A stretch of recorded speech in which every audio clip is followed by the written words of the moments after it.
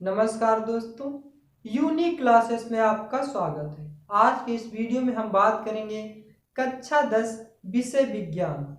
दोस्तों, यह video board exam हेतु बनाया जा रहा है। दोस्तों, इस वीडियो में हमने विज्ञान के फिजिक्स वाले पार्ट को यानी कि भौतिक विज्ञान के पार्ट को पूरी तरह से कवर किया है। यानी कि आज के वीडियो में हम आपके लिए 25 नंबर का पूरी तरह से प्रश्नों को तैयार किया है। तो वीडियो को लास्ट तक देखिएगा। गारंटी है कि 25 में से 25 मार्क्स आपके आएंगे भौतिक विज्ञान से। और फिर हम जब नेक्स्ट वीडियो बनाएंगे केमिस्ट्री और बायोलॉजी पे, रसायन विज्ञान और जीव विज्ञान पे, तो इस तरीके से आपका 70 में 70 आपको पूरी तरह से क्लियर हो जाएगा। तो दोस्तों, सबसे पहले हमारा प्रश्न है प्रकाश का परावर्तन। दोस्तों, दो ही क्वेश्चन आते हैं, या तो प्रकाश का परावर्तन या तो प्रकाश का अपवर्तन। तो प्रकाश का परावर्तन क्या है? जब प्रकाश किसी पॉलिशदार व चिकने तल पर पड़ता है तो टकराकर वापस लौट आता है। जब प्रकाश की किरण किसी पॉलिशदार व चिकने तल पर पड़ती है तो टकराकर वापस लौट आता है। चिकने तल से टकराकर वापस लौटने की इस प्रक्रिया को हम प्रकाश का परावर्तन कहते हैं, रिफ्लेक्शन ऑफ लाइट कहते हैं। परावर्तन के दो नियम होते हैं, आपतित किरण तथा परावर्तित किरण पर खींचा गया विलंब तीनों एक ही दिशा तल में होते हैं। और दूसरा क्या है? आपतन कोण I तथा परावर्तन कोण R आपस में बराबर होते हैं। दोस्तों, अगर अब प्रकाश का परावर्तन आता है तो आप इस तरीके से लिख सकते हैं। चलते हैं नेक्स्ट क्वेश्चन की ओर। प्रकाश का अपवर्तन। प्रकाश का अपवर्तन क्या है? जब प्रकाश की किरण एक माध्यम से दूसरे माध्यम में प्रवेश करती है तो वह अपना मार्ग परिवर्तित कर देती है। प्रकाश की इस घटना को हम प्रकाश का परावर्तन कहते हैं, अपवर्तन कहते हैं। जब प्रकाश की किरण एक माध्यम से दूसरे माध्यम में प्रवेश करती है तो वह अपना मार्ग परिवर्तित कर देती है। प्रकाश की इस घटना को हम प्रकाश का अपवर्तन कहते हैं। इसमें दो पॉइंट होते हैं। पहला, जब प्रकाश किसी सघन माध्यम से विरल माध्यम में जाती है तो वह अभिलंब की ओर झुक जाती है। इस कंडीशन में आपतन कोण का मान अपवर्तन कोण से अधिक होता है।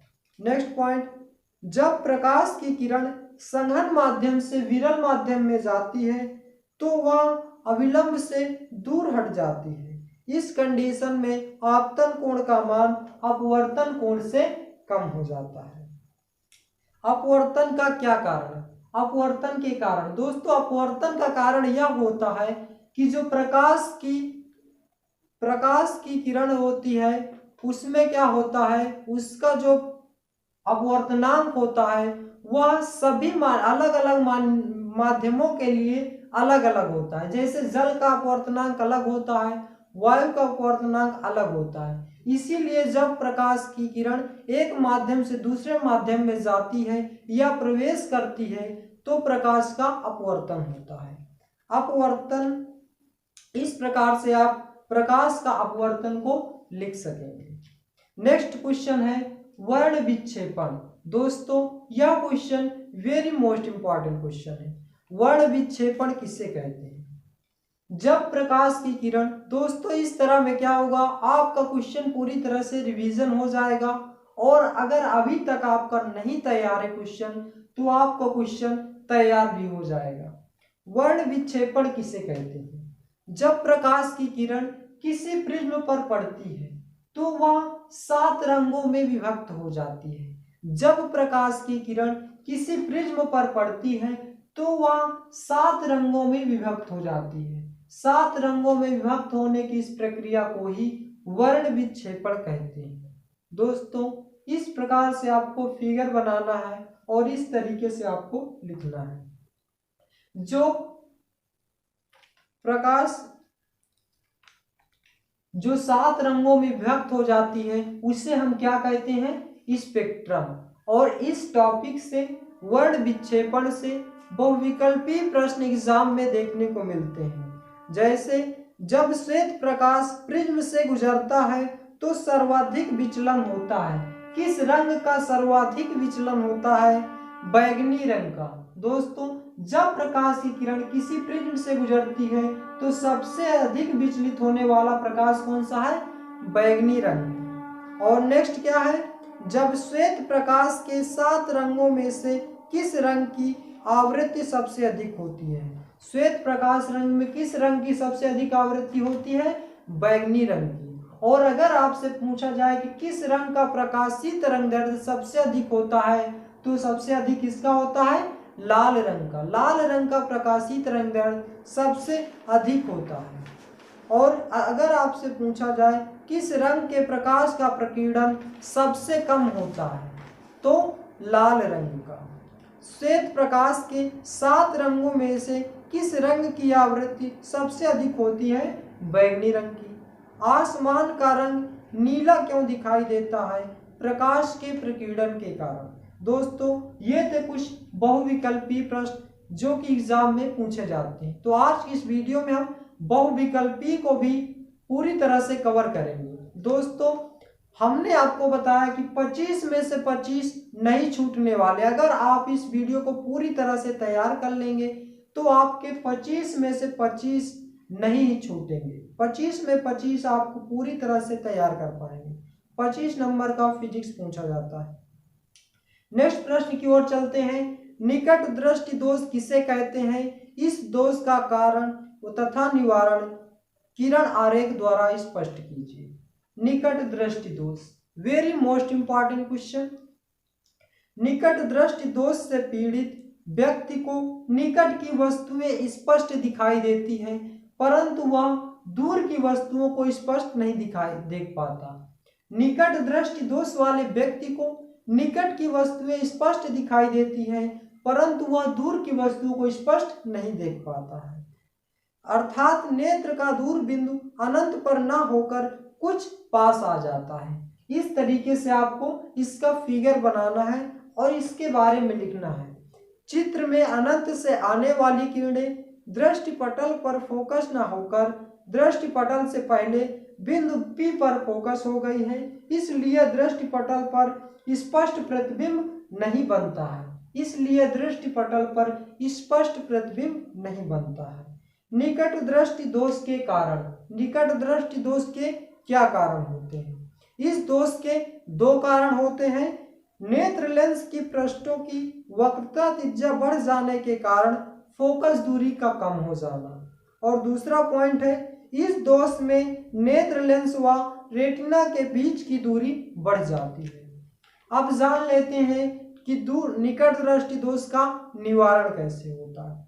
निकट दृष्टि दोष को दूर करने के लिए उचित फोकस दूरी वाले अवतल लेंस के चश्मे का प्रयोग किया जाता है। अब यह था हमारा निकट दृष्टि दोष। अब इससे संबंधित जितने भी बहुविकल्पीय प्रश्न बनते हैं सभी को अध्ययन कर लेते हैं। निकट दृष्टि दोष से पीड़ित व्यक्ति का दूर बिंदु स्थित होता है अनंत से कम दूरी पर। निकट दृष्टि दोष वाले व्यक्ति के लिए किस चश्मे का प्रयोग किया जाता है? अवतल लेंस के चश्मे का। यह था हमारा निकट दृष्टि दोष। अब चलते हैं नेक्स्ट क्वेश्चन की ओर। दूर दृष्टि दोष। दूर दृष्टि दोष क्या है? दूर दृष्टि दोष के 2 कारण लिखिए तथा नामांकित किरण आरेख द्वारा निम्नलिखित को दर्शाइए। Very most important question. 2 में से एक क्वेश्चन एग्जाम में देखने को मिलेगा, या तो निकट दृष्टि दोष या तो दूर दृष्टि दोष। दोनों को अच्छे से तैयार करना है। दूर दृष्टि दोष किसे कहते हैं? दूर दृष्टि दोष से पीड़ित व्यक्ति को दूर की वस्तुएं स्पष्ट दिखाई देती हैं। दूर से की वस्तु स्पष्ट दिखाई देती हैं, परंतु वह नजदीक की वस्तु को स्पष्ट नहीं देख पाता। अर्थात निकट बिंदु 25 सेंटीमीटर से अधिक हो जाता है। इस तरीके से आपको लिखना है और इसका फिगर ड्रा करना है। और फिर जान लेते हैं निकट दृष्टि दोष के कारण। फर्स्ट है, निकट दृष्टि दोष की वक्रता कम हो जाती है, जिसके कारण उसकी फोकस दूरी बढ़ जाती है। नेक्स्ट पॉइंट है, नेत्र की मांसपेशियां क्षीण हो जाती हैं, जिसके कारण नेत्र के गोले का व्यास कम हो जाता है। इसका निवारण उचित फोकस दूरी वाले और उत्तल लेंस के चश्मे का प्रयोग किया जाता है, यानी कि दूरदृष्टि दोष से पीड़ित व्यक्ति को उत्तल लेंस के चश्मे का प्रयोग किया जाता है। यह था हमारा दूरदृष्टि दोष। अब जान लेते हैं इससे बनने वाले इंपॉर्टेंट क्वेश्चन बहुविकल्पी। प्रश्न नंबर फर्स्ट है, दूरदृष्टि दोष के कारण प्रतिबिंब बनता है रेटिना के पीछे। दूरदृष्टि दोष के कारण प्रतिबिंब कहाँ बनता है? रेटिना के पीछे। दूरदृष्टि दोष के निवारण में प्रयुक्त किया जाता है निश्चित फोकस दूरी उत्तल लेंस का। यह था हमारा दूरदृष्टि दोष। अगर एग्जाम में निकट दृष्टि दोष या दूरदृष्टि दोष पूछे जाते हैं तो आप इस प्रकार से प्रश्नों के उत्तर दे सकते हैं। चलते हैं नेक्स्ट क्वेश्चन की ओर। मानव नेत्र के प्रमुख भाग का वर्णन कीजिए। आप देख सकते हैं कितनी बार एग्जाम में आया है, वेरी मोस्ट इंपॉर्टेंट क्वेश्चन। मानव नेत्र जो मानव के अपने चारों ओर की वस्तुओं एवं रंग बिरंगे संसार को देखने में सहायक होता है। मानव नेत्र एक कैमरे की भांति कार्य करता है जिसमें वस्तुओं का तस्वीर रेटिना पर बनता है। दोस्तों इस क्वेश्चन को आप बहुत ही आसानी से बना के लिख सकते हैं कि जो मानव नेत्र होता है वह रंग बिरंगी वस्तुओं को, इस संसार में रंग बिरंगी वस्तुओं को देखने में हमारा मदद करता है, और जो हमारा मानव नेत्र होता है वह एक कैमरे की भांति होता है जिसमें वस्तुओं का तस्वीर रेटिना पर बन जाता है। मानव नेत्र की संरचना, इस प्रकार से आप मानव नेत्र की संरचना बनाएंगे और इसके बारे में लिखेंगे। दृढ़ पटल, दृढ़ पटल क्या होता है? मानव नेत्र एक खोखले गोले के समान होता है जिसका व्यास 25 मिलीमीटर होता है। यह बाहर से एक दृढ़ तथा अपारदर्शी श्वेत परत से ढका रहता है। इस परत को दृढ़ पटल कहते हैं। यह नेत्र के भीतरी भागों की सुरक्षा तथा प्रकाश के अपवर्तन में सहायक होता है। अब चलते हैं नेक्स्ट पॉइंट की ओर, रक्त पटल। इस तरीके से आप हेडिंग डाटा के क्वेश्चन का आंसर देंगे तो बहुत ही अच्छे मार्क्स मिलेंगे। रक्त पटल क्या होता है?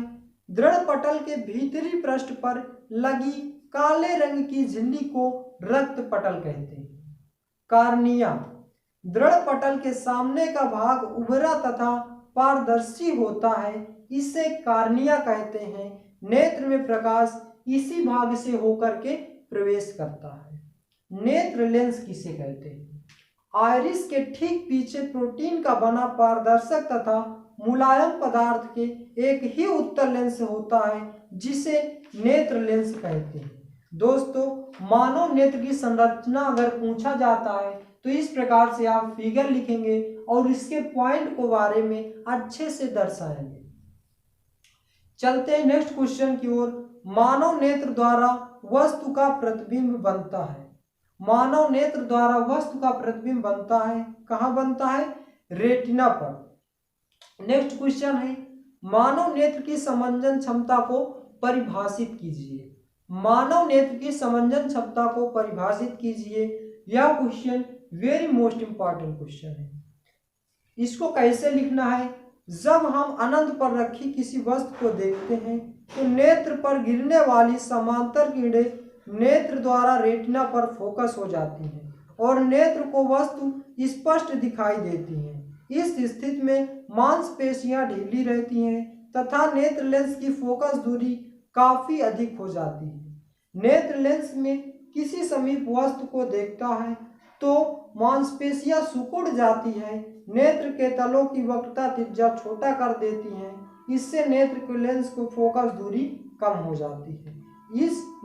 इस प्रकार की फोकस दूरी परिवर्तन करने की क्षमता को नेत्र की समंजन क्षमता कहते हैं। दोस्तों इस क्वेश्चन को बहुत आसानी से लिख सकते हैं। कैसे?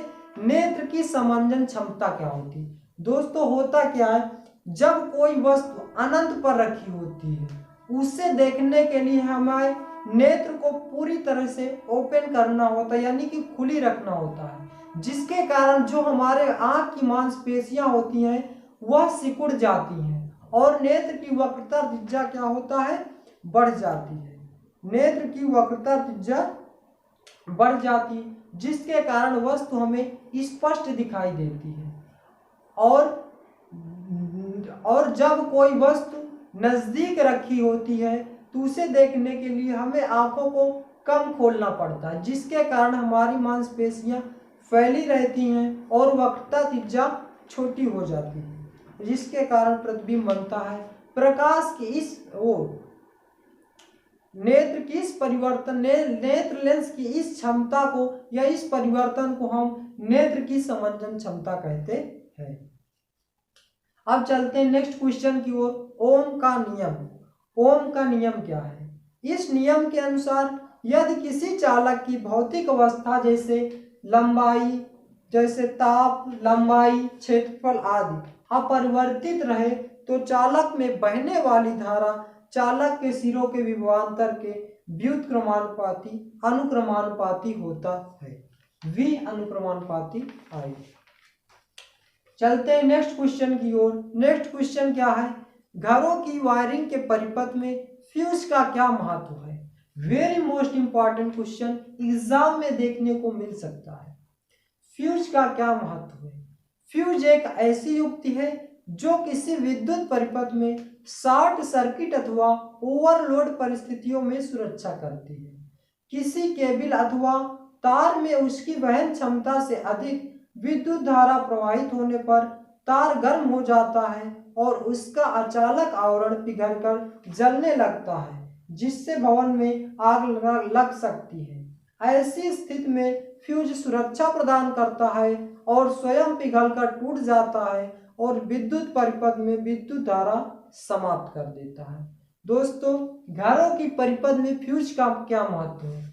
फ्यूज का काम होता है कि जैसे ओवरलोड हुआ विद्युत धारा आवश्यकता से अधिक किसी सर्किट में प्रवेश करती है या किसी शॉर्ट सर्किट की वजह से एक फ्यूज बनाया जाता है जिसका गलनांक निम्न गलनांक का होता है, और जैसे ही आवश्यकता से अधिक धारा विद्युत धारा प्रवाहित करती है तो वह फ्यूज क्या करता है? पिघल कर टूट जाता है, जिसके कारण हमारे भवन में आग लगने से बच जाती है और क्या होता है? विद्युत धारा को वह समाप्त कर देती है। नेक्स्ट क्वेश्चन क्या है? वाट की परिभाषा दीजिए, किलोवाट घंटा तथा जूल में संबंध स्थापित कीजिए। वाट की परिभाषा। वाट विद्युत शक्ति या विद्युत सामर्थ्य का मात्रक है। यदि किसी विद्युत परिपथ में 1 जूल प्रति सेकंड से ऊर्जा व्यय हो रही है तो उस परिपथ की विद्युत सामर्थ्य 1 वाट होगी। वाट को एम्पियर वोल्ट भी लिख सकते हैं। किलोवाट घंटा, 1 किलोवाट घंटा यह विद्युत ऊर्जा का मात्रक है। इसे बोर्ड ऑफ ट्रेड यूनिट भी कहते हैं। साधारण भाषा में इसे यूनिट कहते हैं। किसी परिपथ में जुड़े 1 किलोवाट के उपकरण में 1 घंटे में व्यय होने वाली विद्युत ऊर्जा 1 किलोवाट घंटा अथवा 1 यूनिट कहलाती है। दोस्तों, इस क्वेश्चन को बहुत ही आसानी से लिखना है।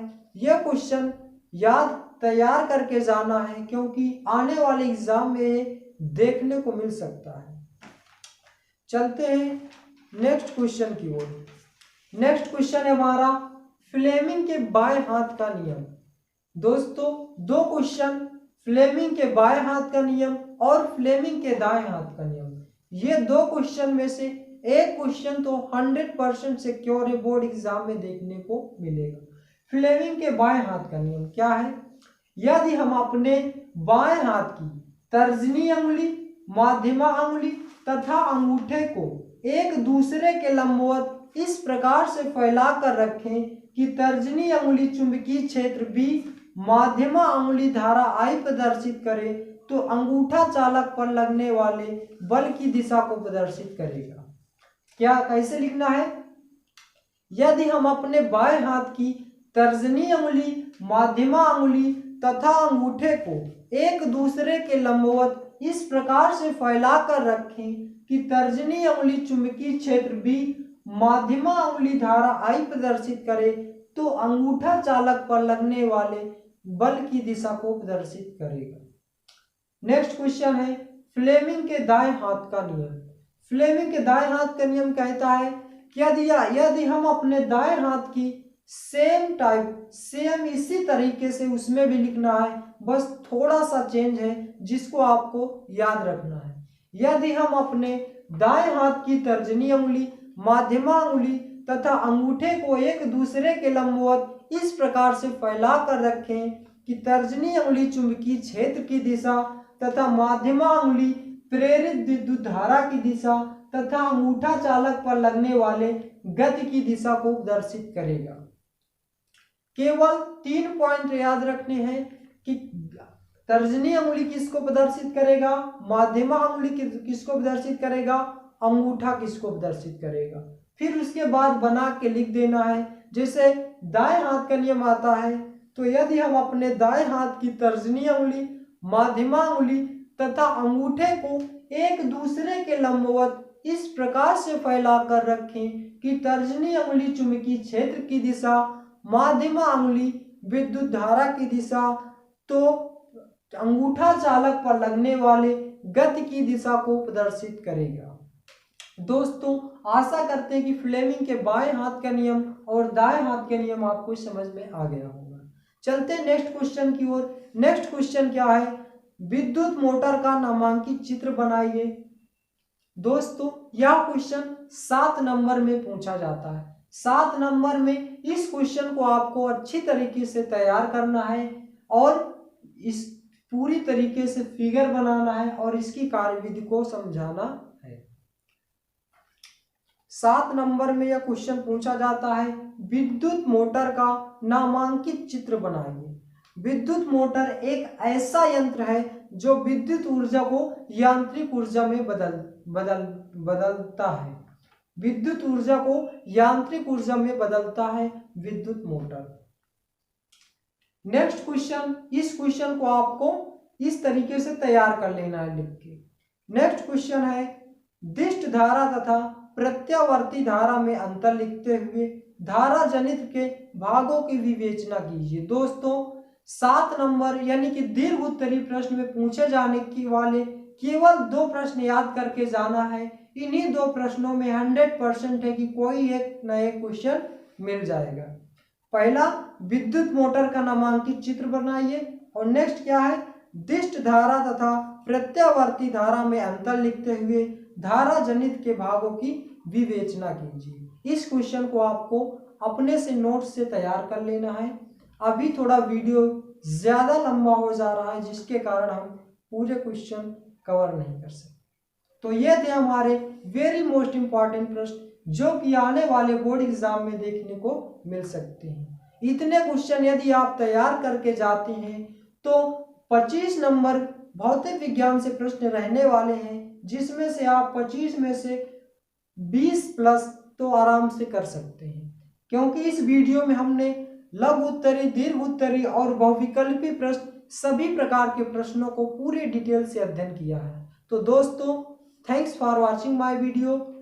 इसी तरह के नए नए वीडियो देखने के लिए हमारे channel unique classes with Sonu channel को सब्सक्राइब कीजिए, वीडियो को लाइक कीजिए, ज़्यादा से ज़्यादा शेयर कीजिए। Thanks for watching my video. मिलते हैं नेक्स्ट वीडियो में। जय हिंद, जय भारत।